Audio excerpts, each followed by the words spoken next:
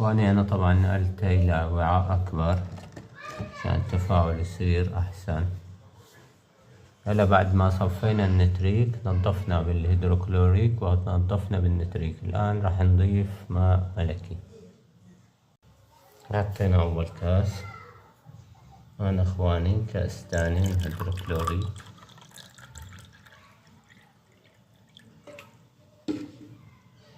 هاي اثنين، نضيف واحد ثالث،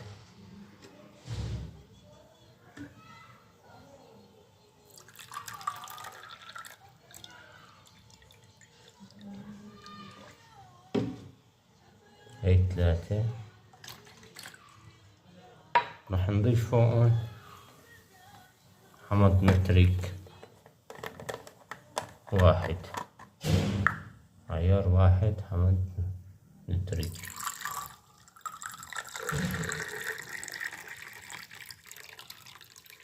هاي واحد، هيك صار، هاي تمام. وراح خليهم يتخمروا منيح. طبعا بدي بعد على الروائح قدر الإمكان، راح نخليه، راح أحاول أخليهم فترة كبيرة. طبعا بدي أحرك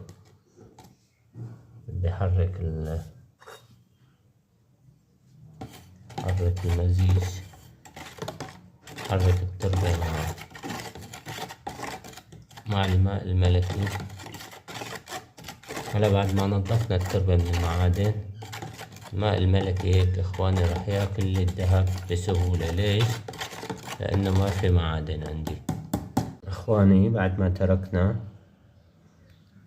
تركنا العينة بالملكي يومين، الآن سنقوم بالمرحلة اللي بعدها، مرحلة فلترة الماء الملكي. طبعا القمع داخل قطنة، راح نفلتر الماء الملكي مرتين. الآن نقوم بعملية الفلترة.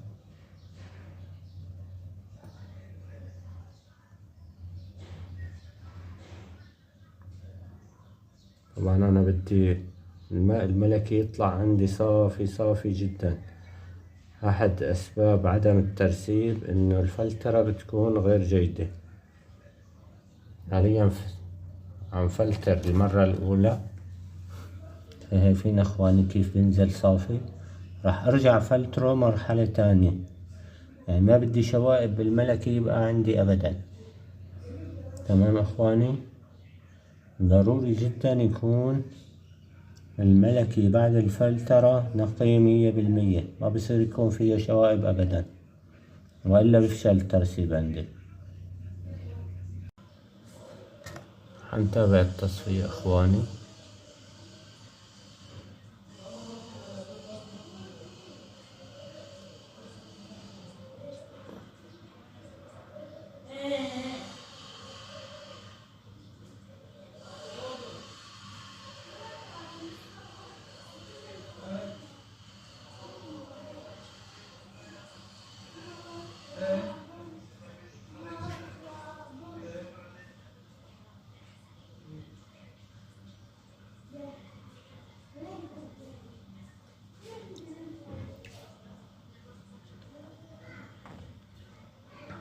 طبعا شايفين الفرق بين فوق وتحت.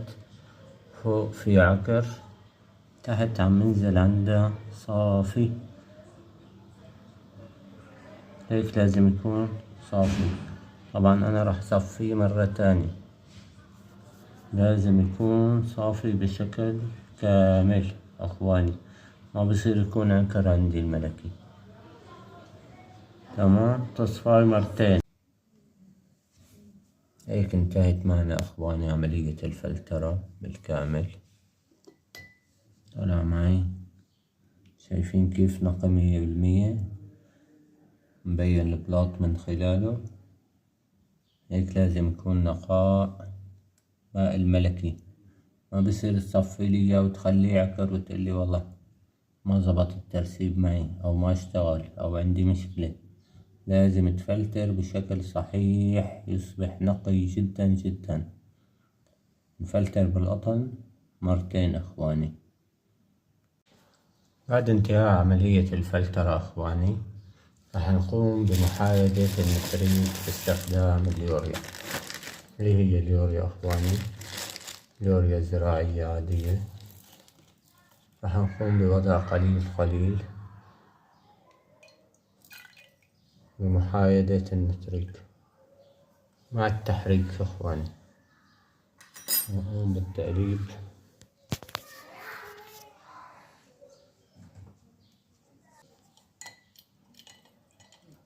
طبعا بنضل بنحط يوريا طوال ما الملكي عم ياكل اليوريا، بنبقى نحط لحتى يبطل ياكل اليوريا يكون تحايد معنا نتريك. طبعا الأفضل تسخين المحلول إخواني، دائما العمل بالتسخين بيكون أفضل. طيب إخواني، أنا هيك مساء اكتفى عندي الملكي ما عاد أكل اليوريا. شو بساوي؟ زاد عندي يوريا بقلب الملكي. أنا ما بدي يزيد يوريا أبدا، بدي على الحد تماما. هدول اللي زادوا شو بساوي؟ بضيف ماء مقطر ومحرك لحتى يذوبوا، يعني ما بخلي هيك داخل الماء الملكي، لازم كله يذوب. بضيف عليها ماء مقطر وبحركها لحتى يذوب بالكامل. بعد أن قمنا بمحايدة النتريك أخواني باليوريا، الآن سنقوم بعملية الترسيب. طبعا راح استخدم أنا الميتا، صوديوم ميتا بيسلفات، ميتا بسلفات الصوديوم. راح أقوم بإذابة الميتا بالماء ثم إضافتها، بعدين نضيفها للماء.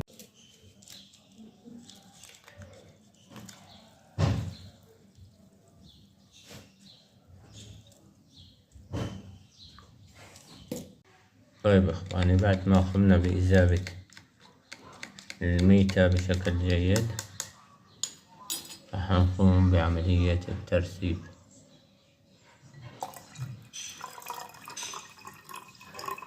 وعم نلاحظ اختلاف باللون، بدأ يختلف اللون عندي.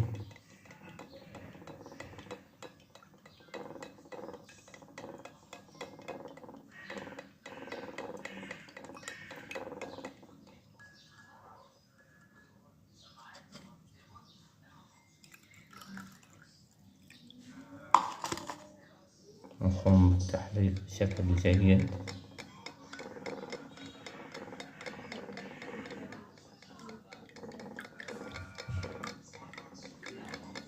بعدها راح نقوم بالانتظار لتتم عملية الترسيب 24 ساعة. بعد ساعة من الوقت ترسيب شغال.